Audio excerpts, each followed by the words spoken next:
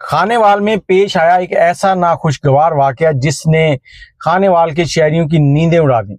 एक नौजवान जिसने पसंद की शादी की और उस पसंद की शादी के बदले रात के 11 बजे उसे मोटरसाइकिल से उतार कर गोलियां मार दी गईं।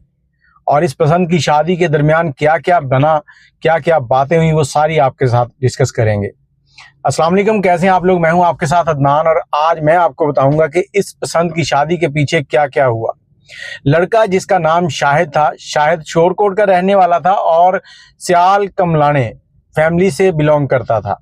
उसे एक लड़की पसंद आती है जिसका नाम आयशा था। अब ये दोनों आपस में बातचीत करते हैं। उसके बाद लड़का लड़की को लेता है और निकाह कर लेता है। निकाह करने के बाद वो लाहौर चला जाता है। लड़की के वारसा जो हैं वो पीछे से लड़के के घर वालों को भी तंग करते हैं और लड़के का तअक्कुब भी रखते हैं लड़के लड़की को ढूंढने के लिए। लड़की और लड़के को जब पता चलता है कि लड़की के घर वाले उनके पीछे लाहौर पहुंच रहे हैं, उनके बारे में मालूमात ले रहे हैं, तो उन्होंने वहां से निकलने के बाद खानेवाल का रुख किया। खानेवाल में उनके रिश्तेदार रहते थे। उन्होंने उन रिश्तेदारों के घर आकर पनाह ली और दूसरी तरफ लड़के के घर पर जो क़यामत बीती वो मैं आपको बताता हूँ। लड़के की एक 12 साला बहन थी और वहां पर एक जिरगा बुलाया गया। उस जिरगे में ये फैसला किया गया कि लड़के की बहन जो है उसका निकाह लड़की के भाई के साथ किया जाएगा। लड़की का भाई 10 साल का था और लड़के की बहन जो है वो 12 साल की थी। अब लड़की की फैमिली जो है उसका बैकग्राउंड आपको बताते हैं।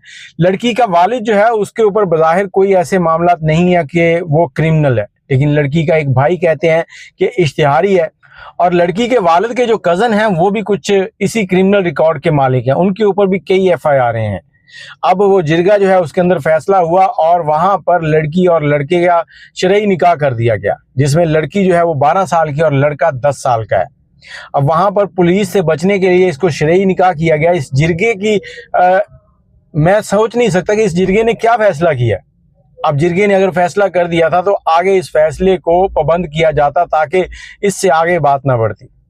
अब ये लोग जो है उनके ताक़्क़ुब में खानेवाल की तरफ भी निकल पड़े थे कि ये यहाँ कहीं होंगे। अब लड़के को ढूंढने के लिए खानेवाल के चक्कर लग रहे हैं।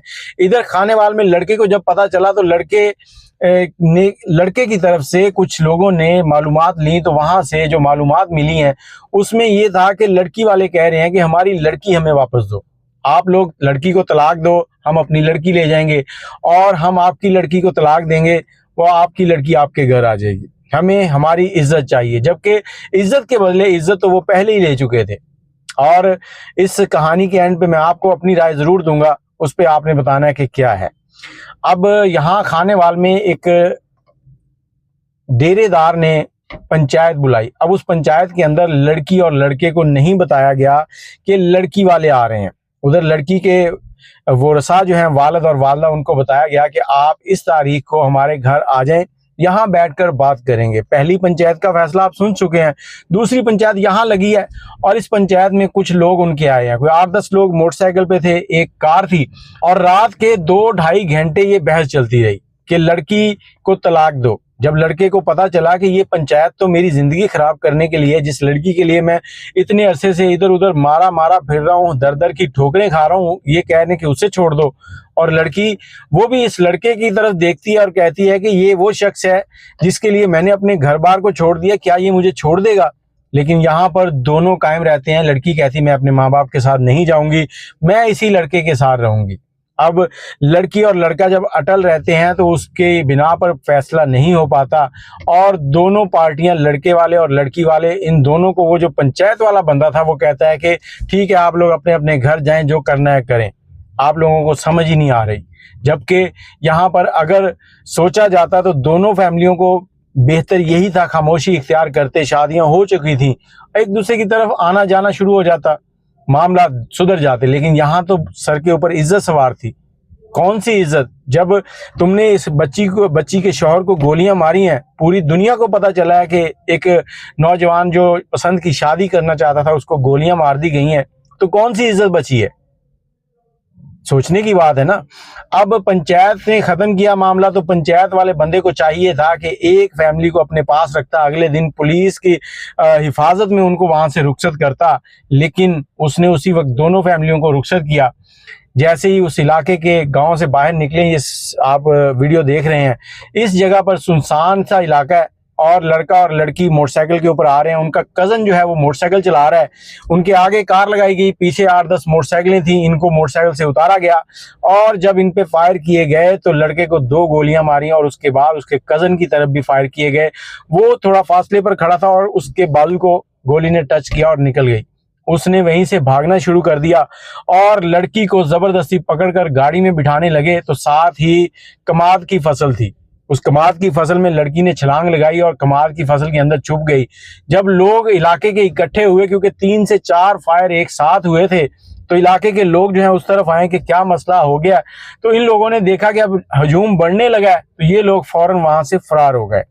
अब मुकदमा दर्ज हो गया है, लड़की का शौहर जो है वो चला गया है। लड़की हॉस्पिटल में कुछ वीडियोस आई हैं, उसमें चीख चीख कर कह रही है कि ये मेरे साथ क्या हो गया, मेरे सर का ताज जो है वो चला गया। और माँ बाप का बेटा जो है, उनका खून, जिसकी कमाई के वो सपने देख रहे थे कि बेटा बड़ा होगा, हमारे लिए कुछ कमा के लाएगा, वो बेटे को देखकर जो माँ सुबह हंसती थी, शाम को हंसती थी, उसकी गोद उजड़ गई। अब आते हैं असल बात की तरफ।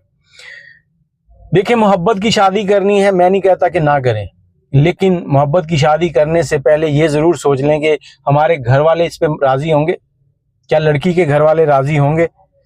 पहले घर वालों को राज़ी करें, हर कोशिश करें, और फिर भी मैं ये नहीं कहूँगा कि आप भागकर शादी करें, क्योंकि वाहिद माँ बाप होते हैं जो अपनी औलाद का सोचते हैं कि हमसे भी ज़्यादा तरक्की करे। शायद ही कोई ऐसा बाप होगा जो सोचेगा कि मेरी औलाद जो है वो मुझसे आगे ना निकले, नहीं तो हर माँ बाप जो है वो यही सोचता है। माँ बाप के बाद आपके भाई जो हैं वो ऐसा सोचते हैं कि हमारे भाई जो हैं, बहनें जो हैं, इनके घर हंसते बसते रहें। अब आप अपनी राय ज़रूर दीजिएगा कि इस कत्ल में कौन गुनहगार है, और मैं उस डेरेदार के लिए सवालिया निशान छोड़ता हूँ कि क्या वो खुद को माफ़ कर पाएगा, जबकि उसको चाहिए था कि अगर लड़की वापस ही करवानी है तो दारुल उलूम छोड़ता, उनको कहता भी लड़की दारुल उलूम में वहाँ से जाके ले लो, माँ बाप का बेटा तो ना जाता। अल्लाह हाफिज़।